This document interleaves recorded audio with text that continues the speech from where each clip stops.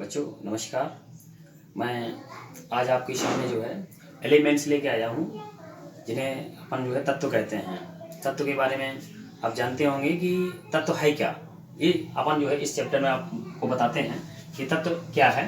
तो देखिए, सर्वप्रथम आप यहाँ पर देखेंगे कि तत्व जो शब्द है ये रॉबर्ट बॉयल नामक वैज्ञानिक ने जो है तत्व शब्द का प्रयोग किया था। इसके बाद में आप देखेंगे कि कुछ समय पश्चात जो है तत्व की परिभाषा जो है एंटोनी लॉरेंट लेवासिए नामक वैज्ञानिक ने जो है सर्वप्रथम इसकी परिभाषा दी थी।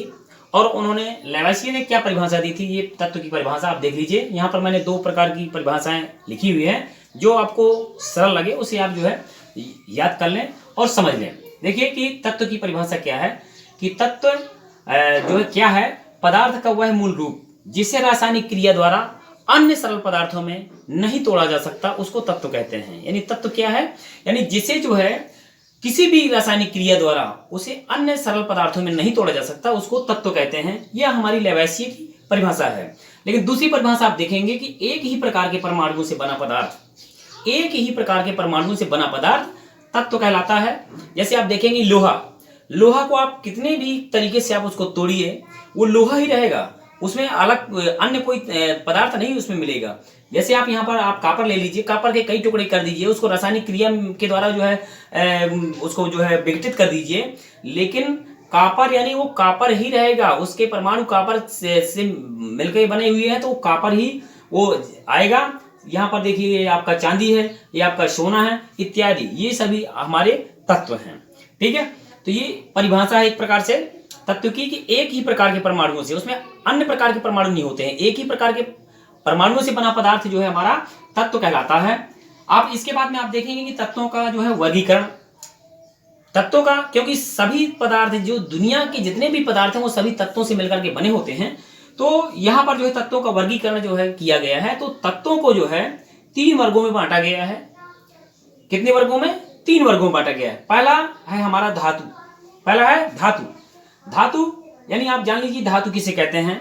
तो हमारा ये धातु है वे तत्व जो सरलता से धनायन बनाते हैं, वे तत्व जो सरलता से धनायन बनाते हैं धातु कहलाते हैं। वे तत्व जो सरलता से धनायन बनाते हैं धातु कहलाते हैं। अब इसके बाद में धनायन कौन बनाता है हमारा, जैसे यहाँ पर देखिएगा, ये सोडियम धातु है, ये हमारी आपकी पोटेशियम धातु है, ये हमारी जो है एल्यूमिनियम है, ये हमारा जो है यहाँ पर मैग्नीशियम है। ये सारी हमारी ये जो धातुएं हैं ये धनायन बनाती हैं। धनायन क्यों बनाती है? क्योंकि इनकी बाहरी कक्षा में जो है स्वतंत्र इलेक्ट्रॉन जो है बाहरी कक्षा में कम इलेक्ट्रॉन होते हैं, जो आसानी से किसी को देते हैं, देने का कार्य करते हैं। ठीक है, इसके बाद में अपन आते हैं यहाँ पर अधातु। अधातु क्या है, तो ये आप जान लीजिए कि धातु से एकदम विपरीत जो है अधातु होती हैं। अधातु वे तत्व हैं जो ऊष्मा और विद्युत के कुचालक होते हैं। ऊष्मा और विद्युत के जो कुचालक होंगे वो अधातु कहलाएंगे।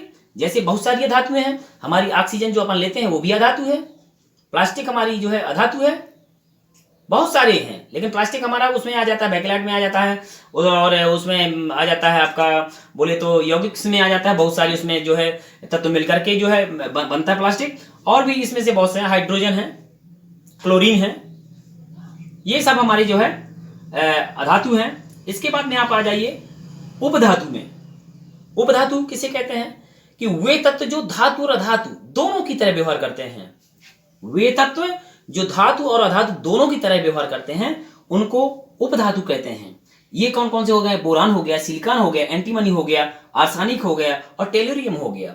ये लगभग जो है हमारे जो है 6 प्रकार के जो है हमारे यहाँ पर उपधातुएं हैं।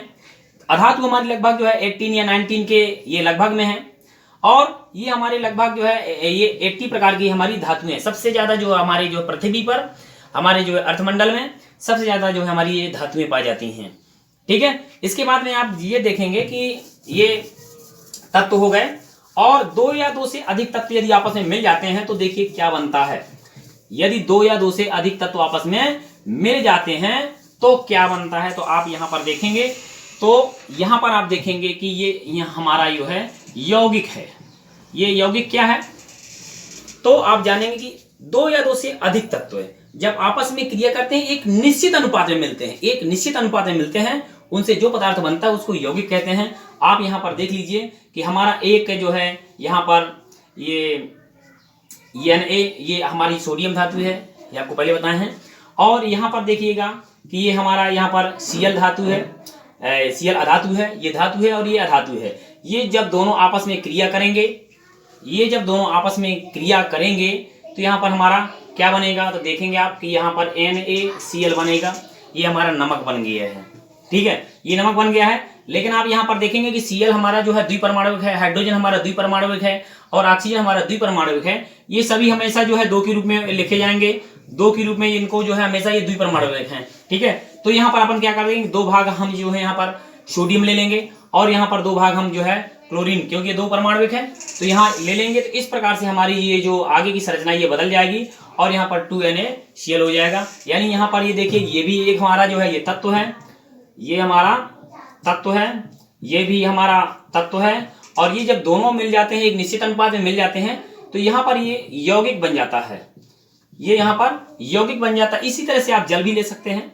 ये यहाँ पर जो है ये जल है, ये H2 है, हाइड्रोजन है, और यहाँ पर ये O2 है। हमने आपको पहले ही भी बताया है कि O2 को भी हम जो है किसके रूप में लिखेंगे, मतलब द्विपरमाणु के रूप में लिखेंगे। यहाँ पर हमको बनाना है, क्या बनाना है कि H2 को बनाना है, जल बनाना है। तो यहाँ पर ये ले लीजिए, 2H2 ले लीजिए, तो यहाँ पर हो जाएगा 2H2O। आप देख लीजिए ये हमारा समीकरण बैलेंस है कि नहीं है।